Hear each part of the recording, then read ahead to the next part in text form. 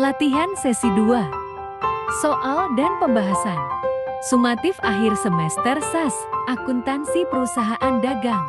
SMK kelas 11 Akuntansi. Sebelum mulai pembahasannya, jangan lupa like dan subscribe supaya kalian gak ketinggalan update video terbarunya.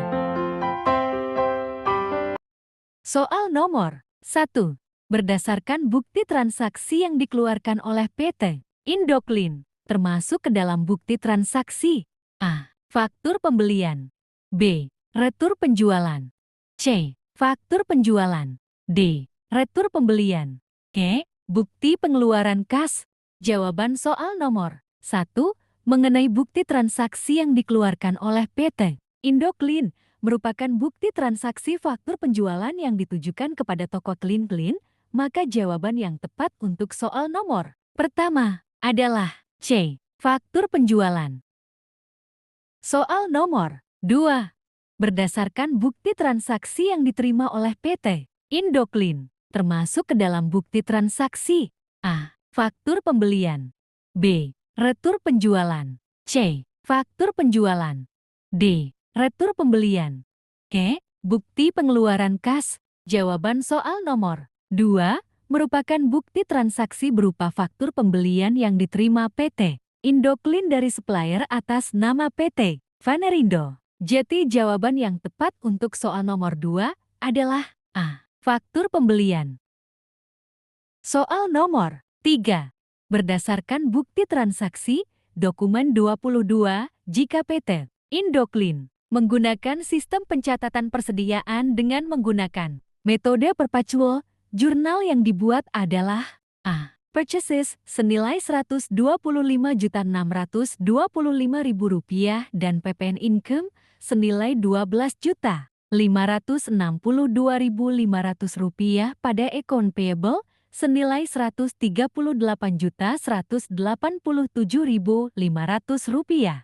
B. Account payable senilai Rp138.187.500 pada purchases return senilai Rp125.625.000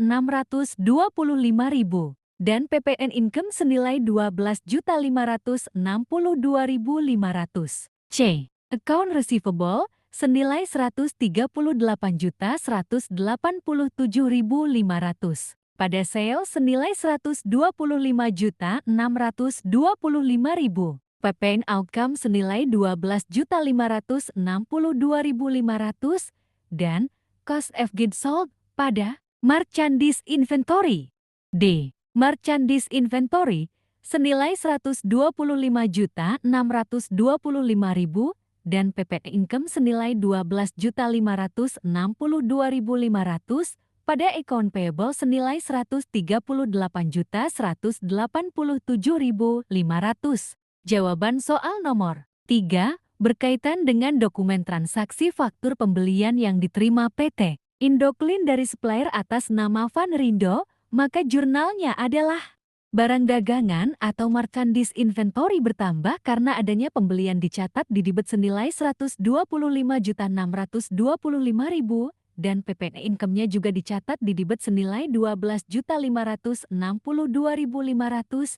Karena pembelian ini secara kredit, maka hutang dagangnya bertambah dicatat di sisi kredit senilai ke Rp138.187.500. Jawaban yang tepat untuk soal nomor 3 adalah D. Soal nomor 4. Nilai akhir persediaan barang dagang dihitung dengan anggapan barang yang pertama masuk lebih dulu dijual dan kekurangannya. Mengambil barang yang baru masuk disebut metode A. Average system, B. FIFO system, C. LIFO system, D. Simple average method, E. Weighted average method. Jawaban soal nomor 4 adalah B. FIFO system, yaitu metode pencatatan yang barang-barangnya disesuaikan menurut urutan sesuai urutan saat pembelian barang. Persediaan barang yang masuk pertama kali ke dalam toko akan langsung dijual paling awal dan kekurangannya mengambil barang yang baru masuk. Soal nomor 5. Setelah semua transaksi dicatat dalam special journal dan general journal, maka langkah selanjutnya adalah A. Posting ke ledger, B. Rekapitulasi jurnal, C. Closing, D. Adjusting journal, E. Subsidiary ledger. Jawaban soal nomor kelima. Berdasarkan bagan siklus akuntansi perusahaan dagang, pada tahap pencatatan ini, setelah semua transaksi dicatat dalam special journal dan general journal, maka langkah selanjutnya dicatat dalam kolom rekapitulasi jurnal. Maka jawaban yang benar untuk soal nomor kelima adalah B. Rekapitulasi jurnal.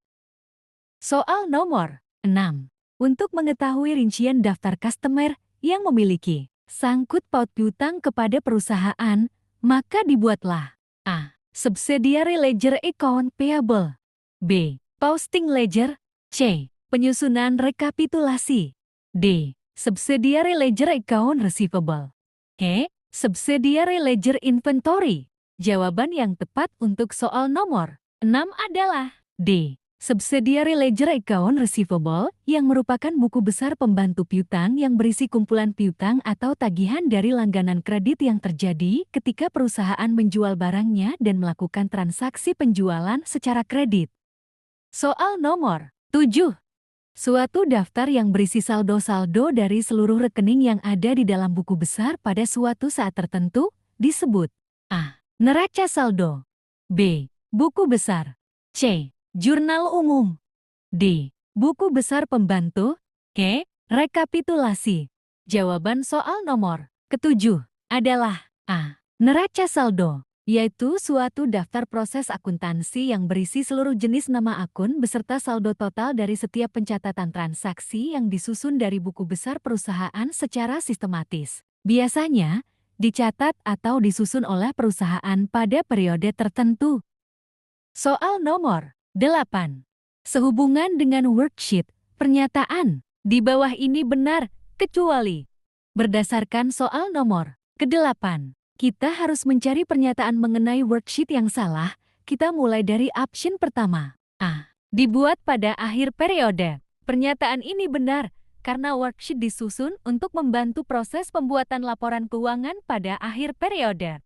B. Sarana untuk memudahkan penyusunan laporan keuangan. Pernyataan ini benar, karena fungsi penyusunan kertas kerja atau worksheet adalah sebagai alat bantu untuk mempermudah proses penyusunan laporan keuangan. C. Disusun berdasarkan data buku besar dan data pos penyesuaian pada akhir periode. Pernyataan ini benar, karena untuk menyusun kertas kerja atau worksheet dibutuhkan data berupa neraca saldo yang datanya dari buku besar dan jurnal penyesuaian. D. Penyelesaiannya menghasilkan data komponen utama dalam laporan keuangan. Pernyataan ini benar, karena kertas kerja atau worksheet dapat menghimpun semua data akuntansi yang dibutuhkan pada saat perusahaan akan menyusun laporan keuangan di akhir satu periode akuntansi. E. Merupakan sarana untuk mencatat transaksi yang terjadi selama satu periode akuntansi. Pernyataan ini salah, karena sarana untuk mencatat transaksi yang terjadi dalam perusahaan yaitu jurnal. Jawaban soal nomor ke-8 adalah E. Merupakan sarana untuk mencatat transaksi yang terjadi selama satu periode. Soal nomor 9. Jika kolom laba atau rugi income statement dalam worksheet di debit berjumlah Rp2.150.000 dan di kredit berjumlah Rp3.890.000, berarti perusahaan dalam keadaan A. Laba Rp6.040.000, B. Rugi Rp6.040.000, C. Rugi Rp2.150.000, D. Rugi Rp1.740.000, E. Laba Rp1.740.000. Pada soal nomor ke-9, membahas mengenai kolom income statement dalam worksheet, sisi debit berjumlah Rp2.150.000 dan sisi kredit berjumlah Rp3.890.000. Artinya, pada worksheet atau kertas kerja, apabila pada kolom laba atau rugi, jumlah kolom debit lebih kecil daripada jumlah kolom kredit, maka perusahaan tersebut mengalami laba dan pengaruhnya terhadap modal adalah menambah modal. Jadi jawaban yang benar untuk soal nomor Kesembilan adalah laba 1.740.000. Soal nomor 10. Pada tanggal 31 Desember tahun 2011, akun perlengkapan Supplies di neraca saldo menunjukkan saldo debit 27.500.000. Setelah dihitung secara fisik, sisa perlengkapan Supplies pada tanggal 31 Desember tahun 2011 ditaksir sebesar 7.500.000. Jurnal penyesuaian dari data di atas adalah A. Supplies expense pada supplies senilai 1.500.000. B. Rent expense pada prepaid rent senilai 7.500.000. C. Supplies pada supplies expense senilai 7.500.000. D. Supplies expense pada supplies senilai 20 juta rupiah. E. Supplies pada supplies expense senilai 20 juta rupiah. Soal nomor ke-10. Mengenai jurnal penyesuaian yang menunjukkan data perlengkapan yang tersisa pada akhir periode senilai 7.500.000 sedangkan data perlengkapan pada neraca saldo tercatat 27.500.000 sehingga jurnal penyesuaiannya adalah data perlengkapan yang terdapat di neraca saldo dikurangi dengan data perlengkapan yang tersisa. Jadi, 27.500.000 dikurangi 7.500.000 sehingga total perlengkapan yang disesuaikan yaitu 20 juta. Jawaban yang benar untuk soal nomor ke-10 adalah D. Beban perlengkapan atau supplies bertambah dicatat di debit senilai 20 juta. Pada perlengkapan atau supplies berkurang dicatat di kredit senilai 20 juta. Semoga bermanfaat.